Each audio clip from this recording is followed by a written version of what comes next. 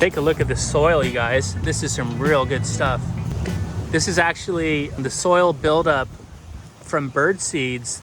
If you look down here, this is bird guano. So the birds not only eat the seeds, but they also create this bird guano all day long, and then we hose it off, and then it washes into along the edges of the patio.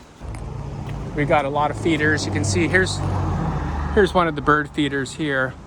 Sometimes there could be 20 pigeons in this one area.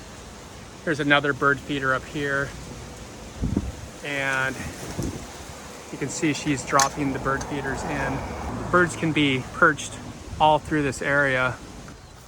So each day we hose this off. Now that bird guano mixes with the water.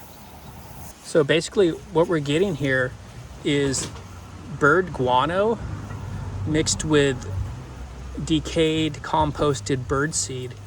I like to dig this out every once in a while and keep it down below the concrete. And actually what it creates is some really good organic compost. So let's go ahead. We're going to clean out everything along the outside of this concrete square patio.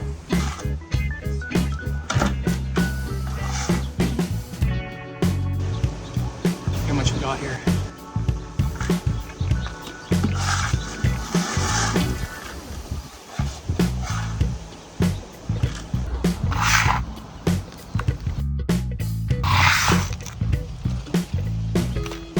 This soil is really lightweight too. I'll probably get 10 gallons of soil after doing all this. Probably 10 gallons. All right, there's one 5-gallon bucket. Use that for later. But this makes it a lot easier to maintain your patio as well by keeping the dirt dug down.